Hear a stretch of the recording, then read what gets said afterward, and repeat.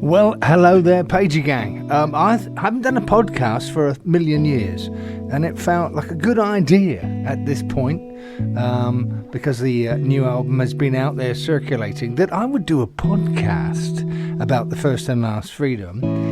That's Jack Hughes in the background there, giving me some backing on a guitar intro that actually started the album leading into Courage. Anyway, I thought, why not do an Outtakes, the demos, behind the scenes and behind the tracks kind of podcast, because I was listening to a lot of these outtakes from the album recently. They sort of popped up on my hard drive, and I was like, my goodness.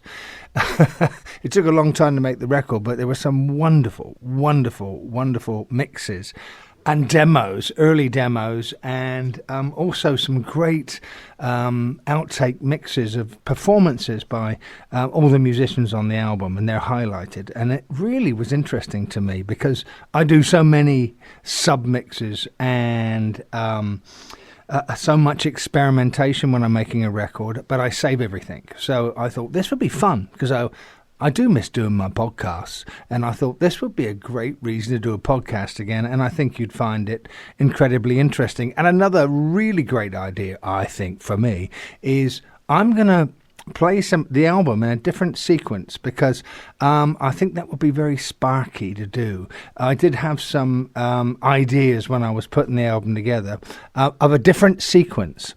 And I'm going to experiment with that and go a different way. So the songs you're going to hear are how I might have sequenced the album differently. And by the way, when you listen to the intro of this podcast, you heard Jack, as I said, doing the intro to a song called Courage. And he asked to play my white Gretsch Falcon.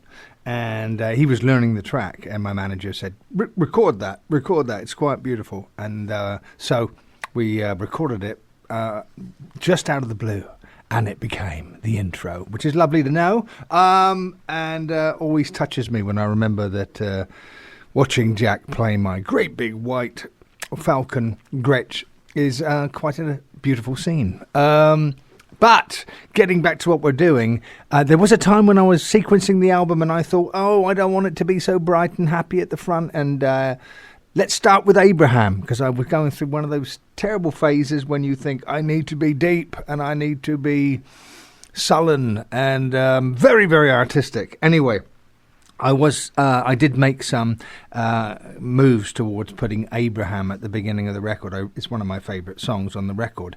And in came Brian Fairweather, my great partner, my great guitarist from over, 40 years.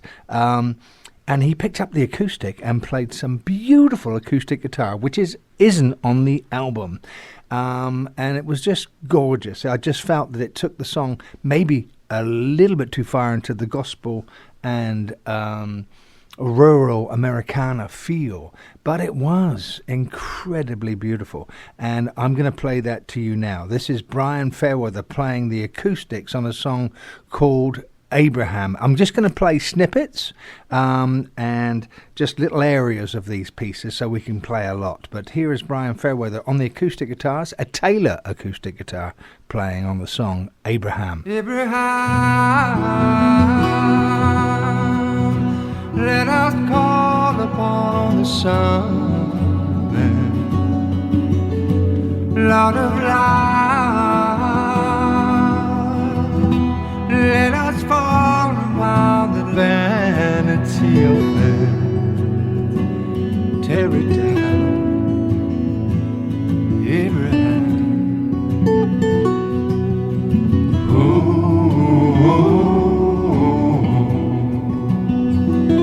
Was Abraham, let your words fall on the broken and forlorn. Caught your lost, sinners born upon the ways of night. We have fallen, Abraham.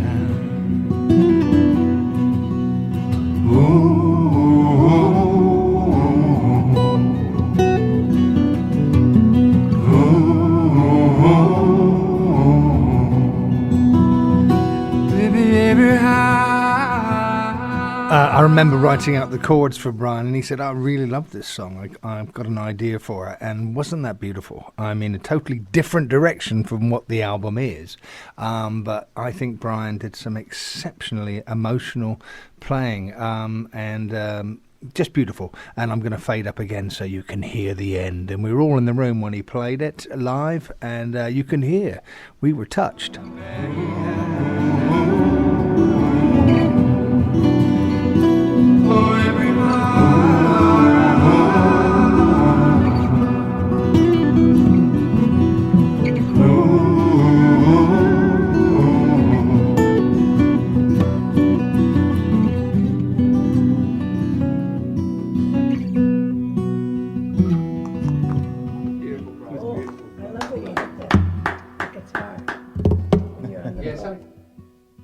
It's always brilliant to have your best mate there jamming along.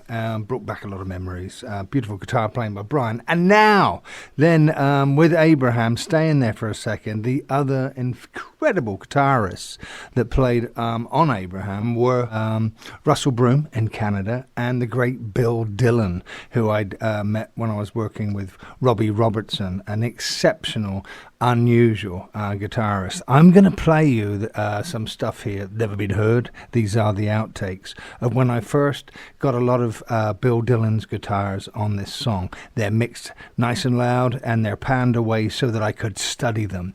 But just listen to the incredible tones, electric guitar of Bill Dillon on Abraham. So I could hear the real tones and what he was playing. I took out the vocals so I could study his guitar parts. Here they are.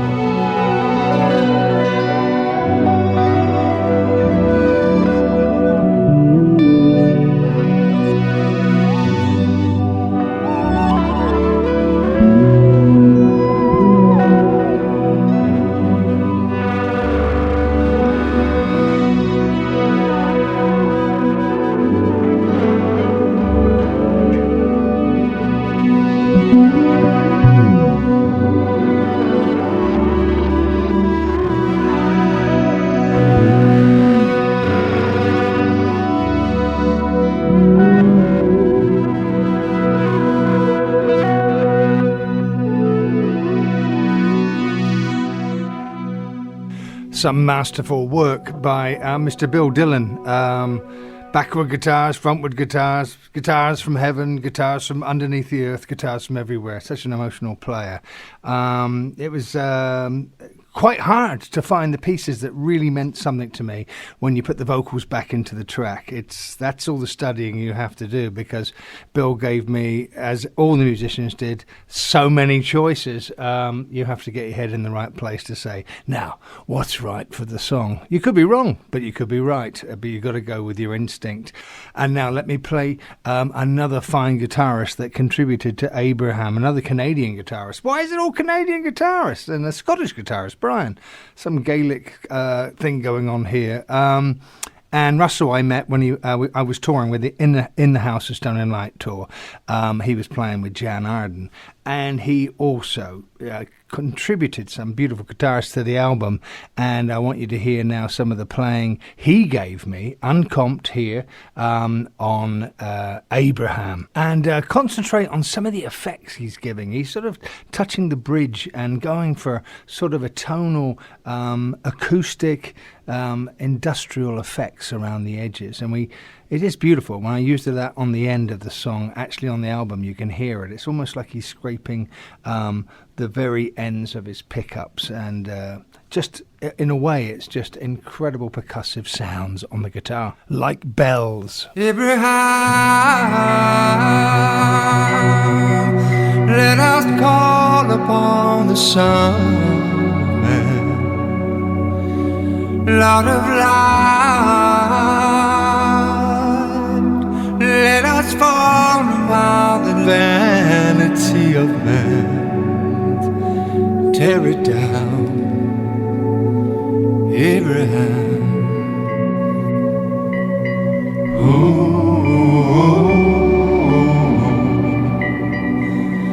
Wise Abraham, let your words fall on the broken and forlorn. Call your laws, sinners born upon the ways of night. We have fallen, Abraham.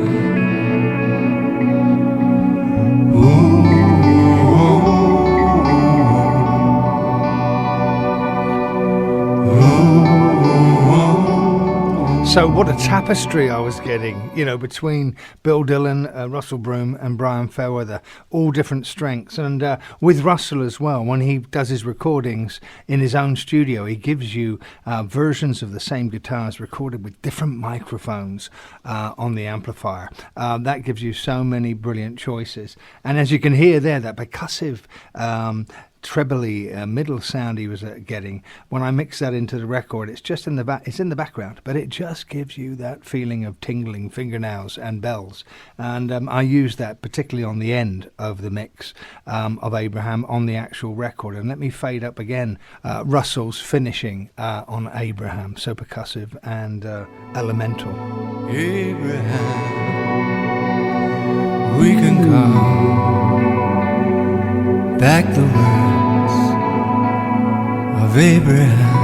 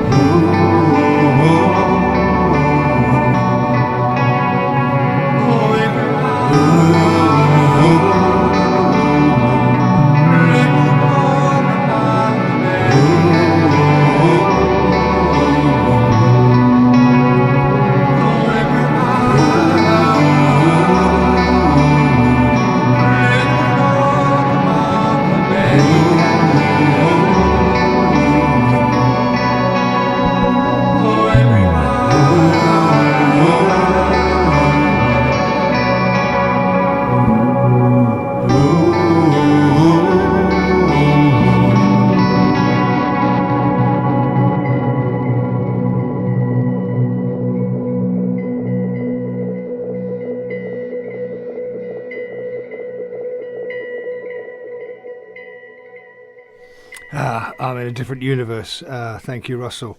And here, as I said, I was thinking about starting the album with Abraham, but after reviewing for maybe a year and playing with different sequences, I went with the song Courage, and I'm happy I did, because I think it opens the album with Sunlight, and I think Abraham is placed in a brilliant place on the record after Little Bird. And for you people who know the album, you know what sequencing means to me. So let me play you Courage, different versions of this. Of course, I wanted Jimmy Copley, the drummer that I'd worked with House of Stone and Light, to come over and play on this album. But he was in hospital and he was struggling from leukemia. And his girlfriend said, send me some tracks so that it can lift him and lift his spirit. And so I went into the studio and just did some very, very quick demos. I was still hoping to bring him across to play with me, not for an album, just to get us together as a rhythm section. And so I wrote this demo, this song called Courage. And I'm going to play to you now the original demo that I sent to Jimmy Copley to the hospital in London. And it did its job. He got out of hospital and started to rehearse. Unfortunately, he never made it. But here's the original demo that I made just for Mr. Jimmy Copley's ears. It's all me, none of the musicians that got involved, no live drums yet, none of the great playing by Neil Taylor and everybody who contributed, and Jack Hughes. This is just a demo I made on my own for Mr. Jimmy.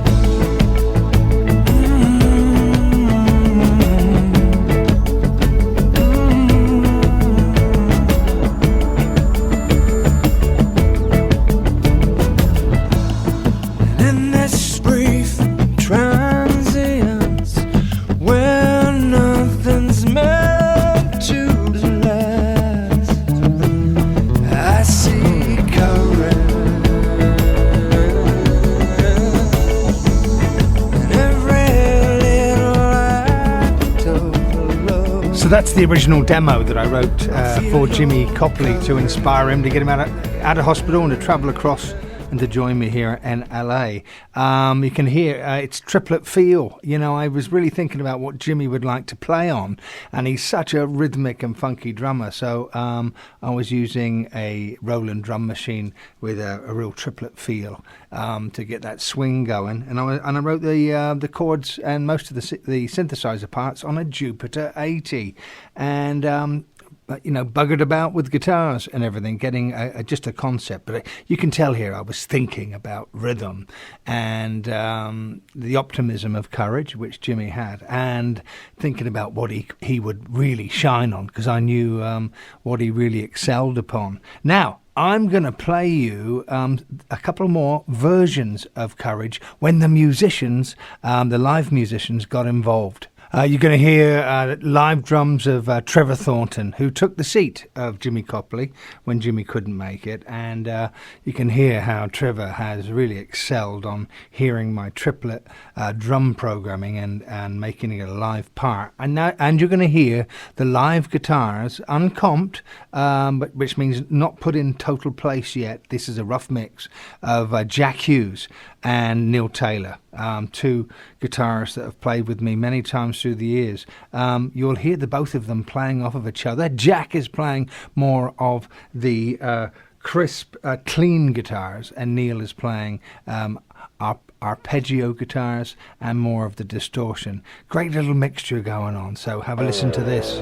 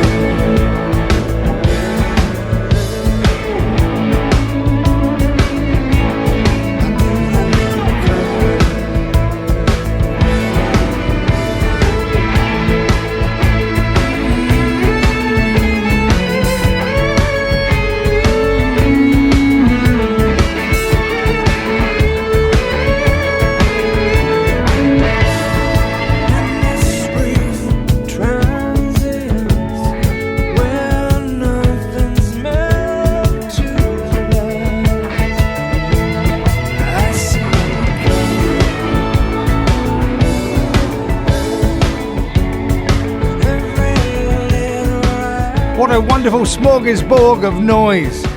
Yes, I had a lot to weed through. And any of you know the record at all really well. There's no guitar solo.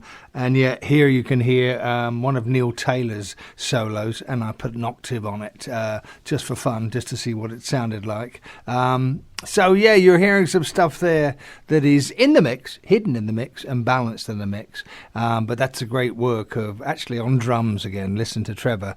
If you've heard the demo, which you did before, you can see how Trevor maximised the feel. And that's Jack Hughes and Neil Taylor adding their magnificence. I was lucky to have Jack and Neil with me here in this studio where I'm talking to you. And we set up the amplifiers in the garage, which is another part of my studio. And they sat with me in the control room, and we had a wonderful selection of amps. Matchless, we had Vox, we had Marshall. We had a really great little selection, and we had a microphone right at the back of the room and 2 microphones on the amp, so we could get a lot of the separation and get the room sound. That's for you nerds out there, that both those guitarists, Neil and Jack, were actually with me in living blood and colour here doing it. Now, I thought it might be fun for you to hear something that I did on the guitar on this track. My manager, Diane Poncher, who was always listening to these millions of roughs, said there's a part you're playing yourself, which is very African sounding. Put it up and let's hear a rough of that. So I'm going to play you a few bars of a repetitive thing that I played on a Stratocaster, rhythmic. Not being really a guitarist, I tend to play a really good part all the way through the song and then see if it works anywhere. So this is what I called the African part. I'll play a little bit for you just so you can get a sense of how these songs develop and move into different directions.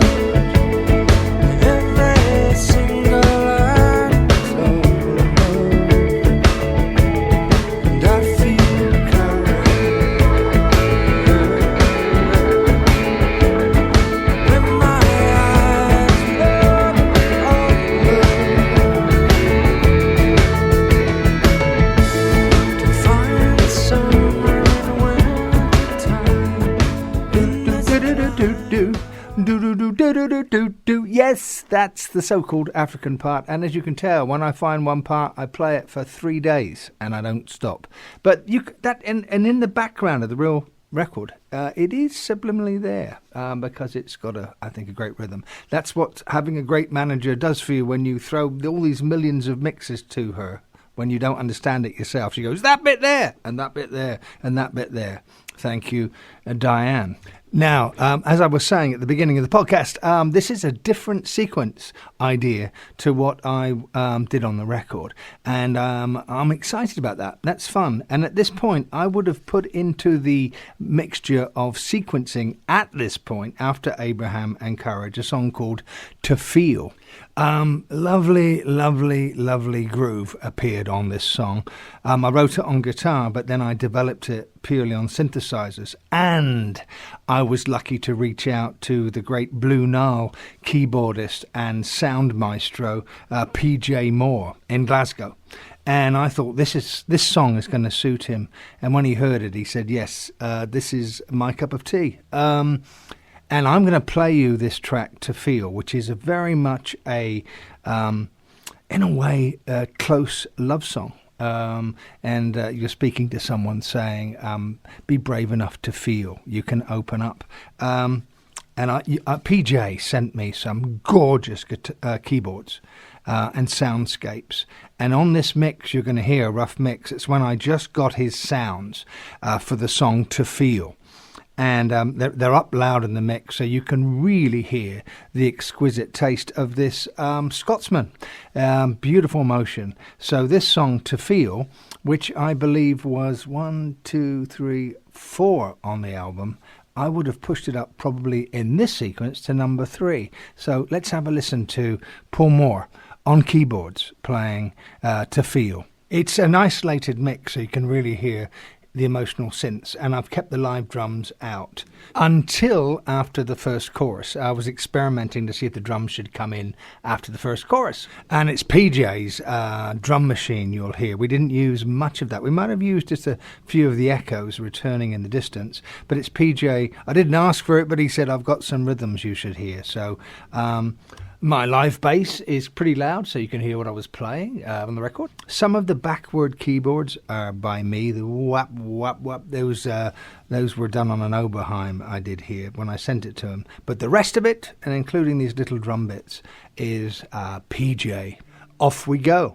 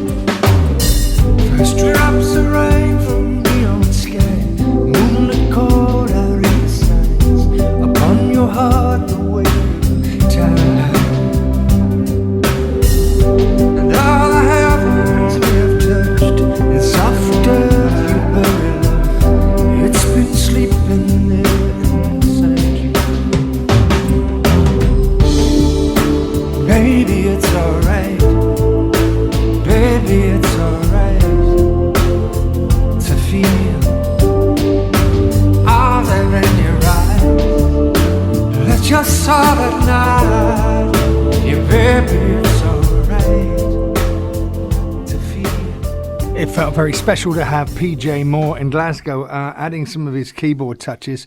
Most of the band that worked with me in the 90s for House of Stone and Light were available for this. And PJ had worked with me with Robbie Robertson and also with Kurt Smith. So his textures, his soundscapes, you can hear, can't you? Now, I'm going to play another stage of this song with the great Jack Hughes again. He played Bottleneck on To Feel. I've spoken about it before, that he took the bottleneck past the neck of the guitar into space. He was moving up until you never had any more guitar left. But some beautiful lines that sort of gave it a lilting John Martin, kind of Fleetwood Mac kind of feel to me, and Lazy Blue. And also he played some chordal guitar. So this is Trevor Thornton, also his drum part on this. So that's interesting to hear. You just heard it with PJ and Trevor coming in later. This is Trevor right from the beginning and his finished piece with Jack Hughes chordal guitars and Bottleneck. Check this out.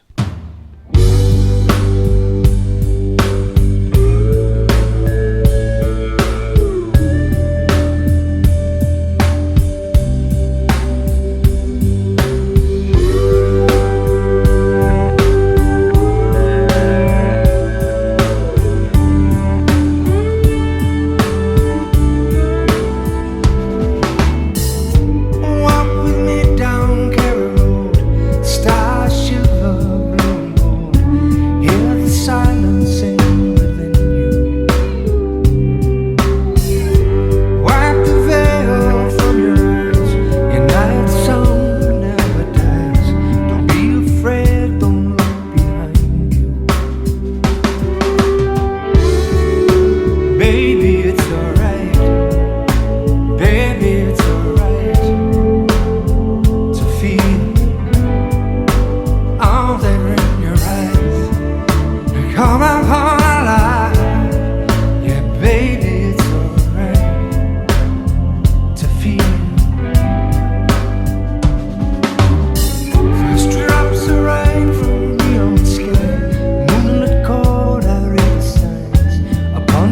but the waiting time. And all the heavens we have touched is soft as your baby love. It's been sleeping there inside you. Baby, it's alright. Haunting. When Jack played that Bottleneck, I'd gone to see him play at a gig in LA before he came to the house, and he picked up a Bottleneck and played live, and I thought, ooh, that might not be too bad for a few of the songs, and I think it gives To Feel a, as I said, blue, luxurious and lazy feel. And I noticed then there's a kind of choir in the chorus. Well, that's me right from the beginning of the demo playing a mellotron. So some of the chords I was helping out with this sample keyboard that is very well known for the 70s, for all the progressive bands. It is real tape of choirs. You might find this interesting as well. I thought I would play this rough to you. This is when I started to develop the backing vocals on To Feel. I wasn't sure there would be any backing vocals at all, but as a project goes and you're listening to all these roughs, you get these ideas. I usually play the CDs in the house as I walk around from the early days' work, and I start singing, and then these harmonies appear. So I'm going to play it to you. These were the idea of the harmonies in the choruses and in the middle eight. In the middle eight, I broke the song apart. I stopped the drums, and although in this mix the drums do start up again in the second half of the middle eight, on the record they don't. But you can hear how I was developing these subliminal harmonies on To Feel, and this was the day that I was constructing them. And we're going to come in at this second chorus, going into the middle eight. Bridge to Americans, to us, the middle eight. It's after you bury love. It's been sleeping there inside you. Baby, it's alright. Baby, it's alright to feel all that in your eyes. Let your soul at night. Yeah, baby, it's alright to feel.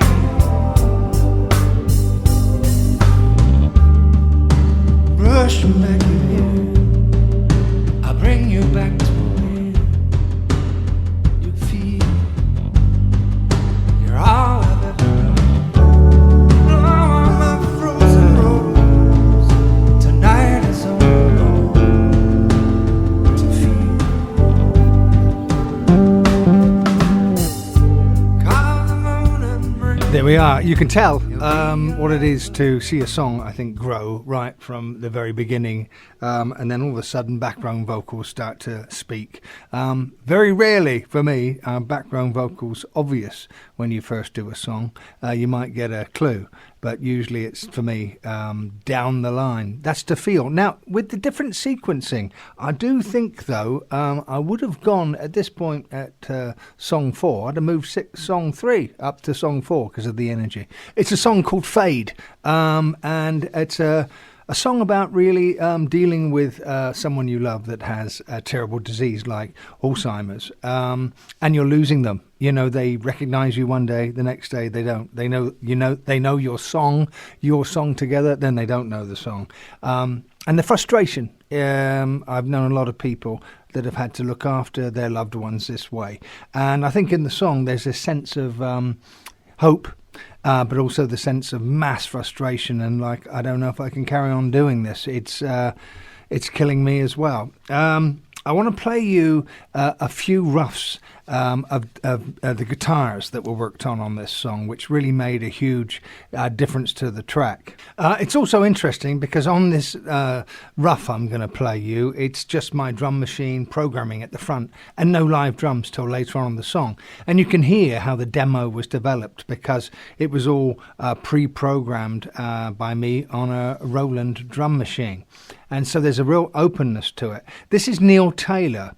And he starts the song very much like a Dire Straits record. And I really was excited to find this rough because I wasn't sure if the song was going to start off with a kick drum and real power from the beginning, or it was going to basically develop from a quieter place. You can hear the great guitar playing of Neil Taylor beginning to find his emotion in the song. Check it out.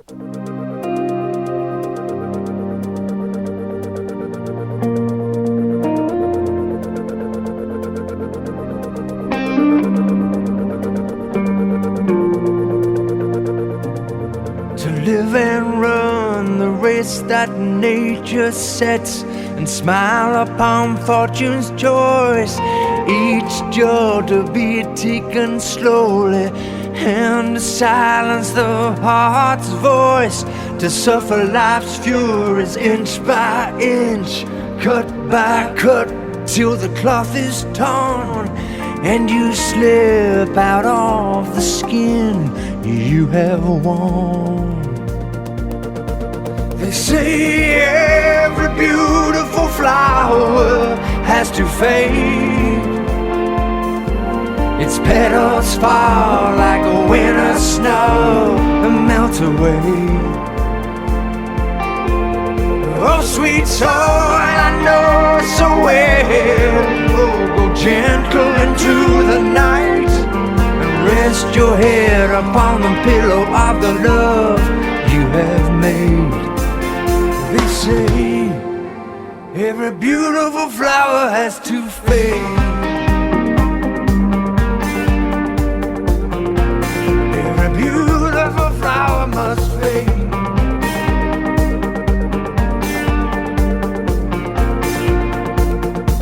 The simple soul that I love so long now forgets my name, forgets our song. How the noise of the world grows cold and vague and dim. I hold you close like I've always done. Pretend once more that the battle's won. As you slip out of the skin you have worn. They say every beautiful flower has to fade. Its petals fall like a That's an interesting rough mix to hear, because as you probably can tell, the bass, the synth bass, comes in right in a later verse after the first chorus. Everything starts to build. On the record, the bass is going from the beginning, and so is a kick drum. But this is what I do. I have to break things apart to hear different kinds of concepts, and you can hear that Neil Taylor is finding from the first chorus into the second chorus his theme, the way he was going to develop the choruses, and that's his arpeggio rhythm part as well. So Neil really added to the not only the emotion but the groove of this track called Fade.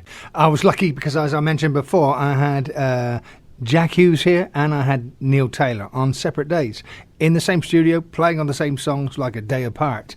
And I'm going to play you now what Jack was playing on the verses. You've heard Neil doing this kind of Dire Straits, kind of Tears for Fears vibe, and then you've got Jack who's adding this very heavy distortion, overdriven kind of T-Rex, kind of Bebop Deluxe kind of boogie, which is an interesting feel.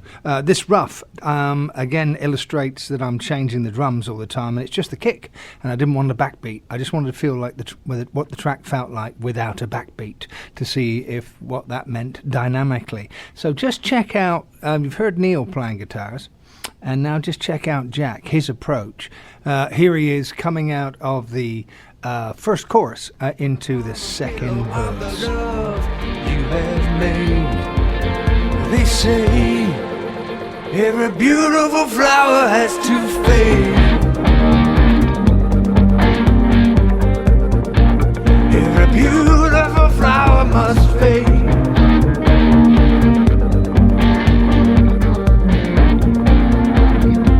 That simple soul that I love so long now forgets my name, forgets our song. How the noise of the world grows cold and vague and dim. I hold you close like I've always done. Pretend once more that the battle's won. As you slip out of the skin you have worn. They say every beautiful flower has to fade. And when I was able to, bring Neil in with Jack, it was really interesting that both the ways they saw the song was very different, but they really worked together. If I was clever enough and sophisticated enough to bring their approach in at certain points. Now, this was brilliant as well. On this same track, I'm going to fade in Jack at the end of the, I think the third chorus, before the middle eight. And in the middle eight, everything breaks down and the orchestra comes in, and lyrically I go into a space harmonically different to the rest of the song, where I'm really saying, I still have faith that I can see you sometimes. You still remain the same to me at certain times. And Jack was really sympathetic, I think, at this point. He toned down his guitar, and you can hear the delicacy of the notes he's playing. Check out the middle eight and the way that Jack Hughes symphonically felt this piece. Every beautiful flower has to fade. Every beautiful flower has to fade.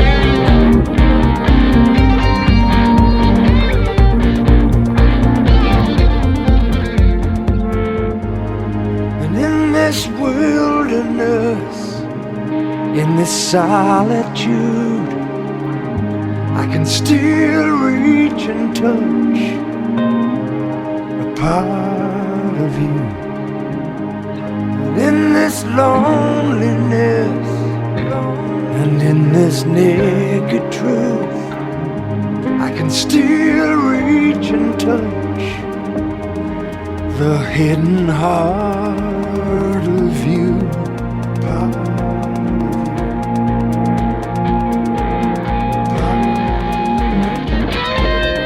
And then we're into the feedback and the madness and the aggression of the solo on this song, which I think really points it to the frustration that a person would have dealing with somebody who you know them one day and the next day you don't. I think the aggressive guitars of Neil and Jack really did that. But in the middle eight, I wanted you to hear how when everything slows down and you go into the real kind of inner world of the singer, that Jack did a beautiful classical and symphonic arrangement of those chords changing. The delicacy, I think, is terrific. Now, I wasn't sure how I was going to finish this song, and then I just said to Neil, why don't you just blow at this point, which was the last verse all the way out.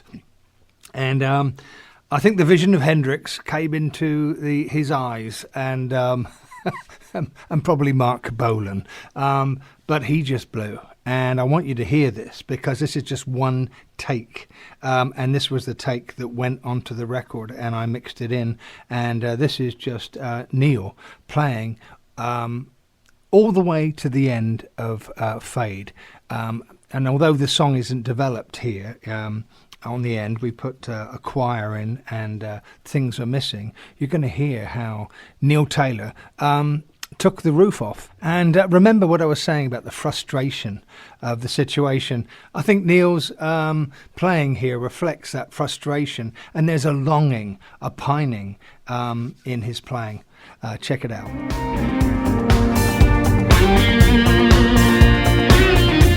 The suffering I knew was inch by inch, cut by cut, till the cloth is torn, and you slip out on the skin you have worn. But why on earth do I have to stand here and watch you fade? I swear sometimes I'm gonna turn my head and walk away. I'll sweet soul, I know it's away. Won't go gentle into the night. Rest your head on the pillow of the love we have made. They say even a beautiful flower has to fade.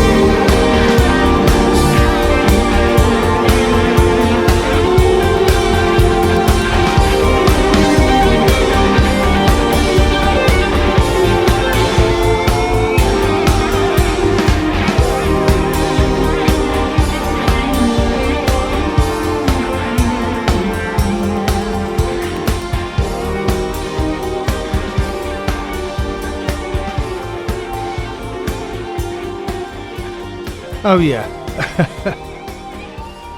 Oh.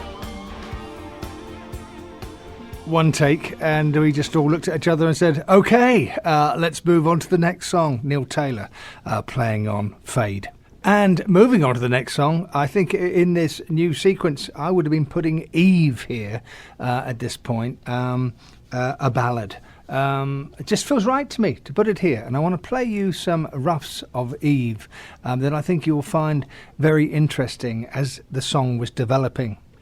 The song is my homage, really, to the strength of womankind, and I started it on a CP70 piano, an electric piano, which has this kind of wonderful resonance to it, and it almost takes the part of a guitar. Peter Gabriel used to use it a great deal, and I think think about Red Rain and Family Snapshot from his albums.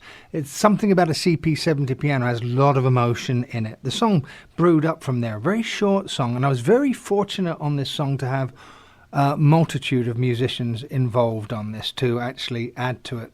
I first want to play you the guitars of Bill Dillon. They're not comped, which means they're not all brought together and put into the right place. But I want you to hear what he sent me from Canada. This is when I just basically put them up loud in the mix and listen to them all. You'll get a sense of the beauty and the orchestral sense of Bill's playing.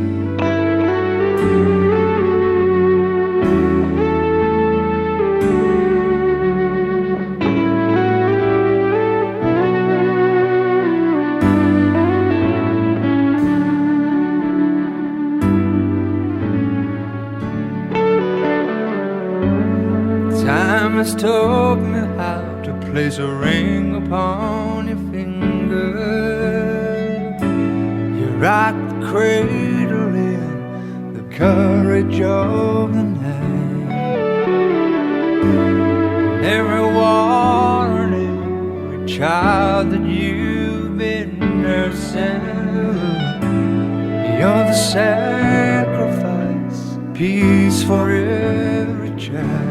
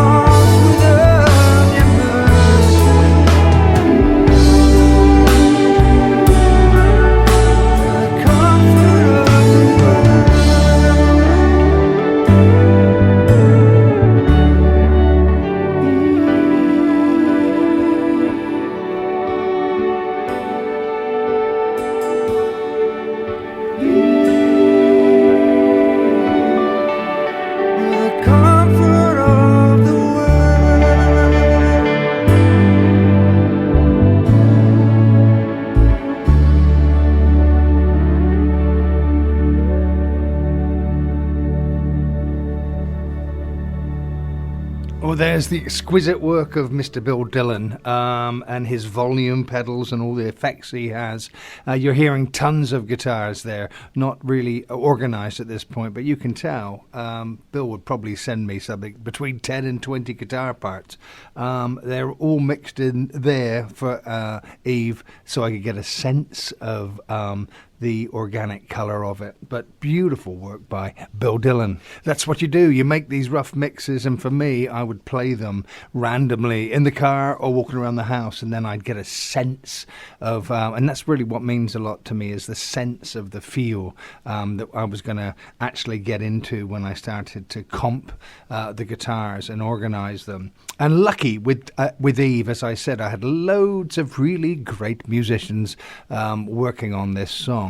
And again, PJ Moore in Glasgow, the Blue Nile keyboardist and soundscaper, he sent across some great strings. And if you listen to some of Blue Nile's work on these iconic albums they made, it's actually PJ Moore and his sense of how he used strings. And if you listen carefully, you'll hear some strange bells, which are harmonically challenged. They just sound so beautiful, but a little bit discordant, which is great programming by PJ. Let me play you the keyboards that PJ added in the last verse and in the final choruses of Eve. Listen for the strings and listen for those off-center bells.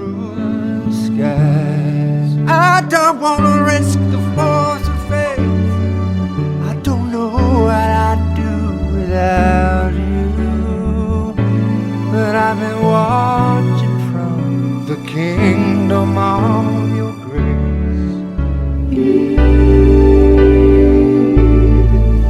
You're a beautiful woman. You're the soul of the world. Now, fall down and break, lost without your mercy.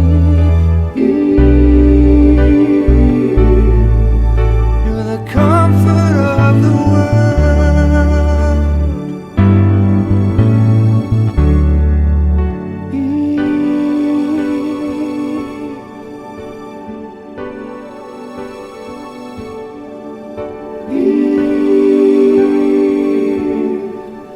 You're the comfort of the world.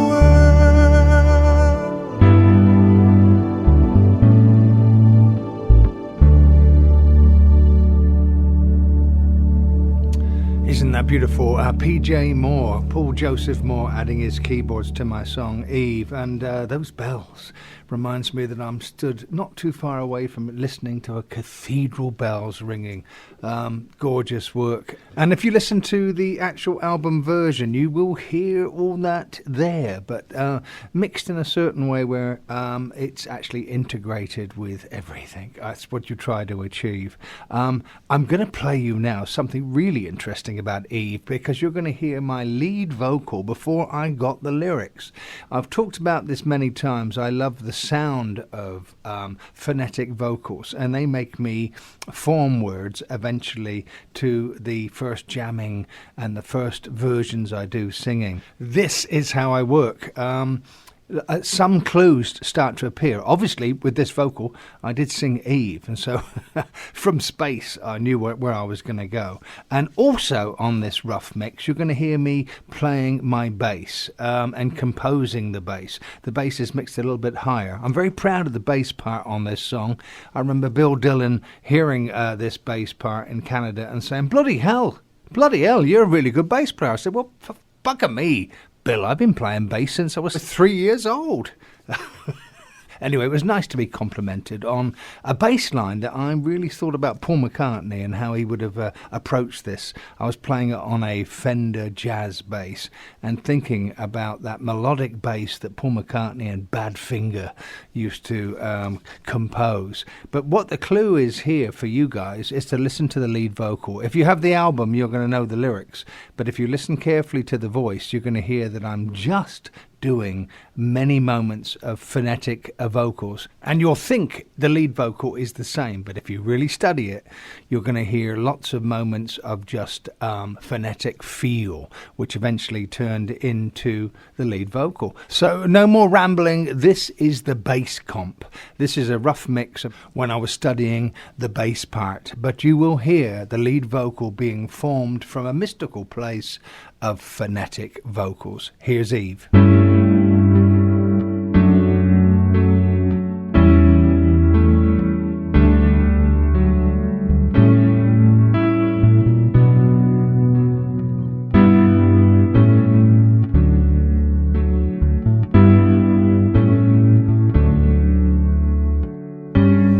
Time has taught me how to braid upon your fingers,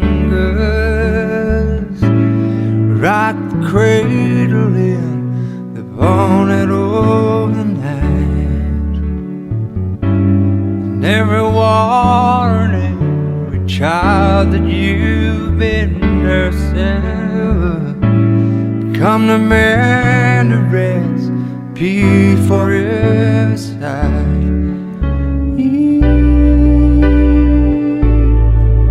You're a beautiful woman. You're the soul of the world. Now I'm lost without your mercy. You're the comfort of the world.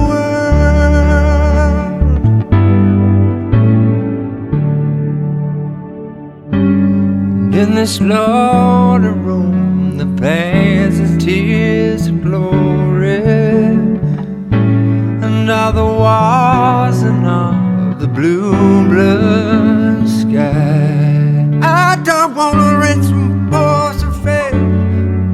I don't know what I'd do without you, but I've been watching from so proud at it.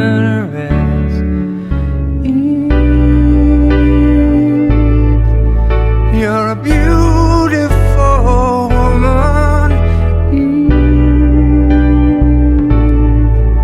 You're the soul of the world. Now fall down and break. I'm lost without your mercy. You're the comfort of the world.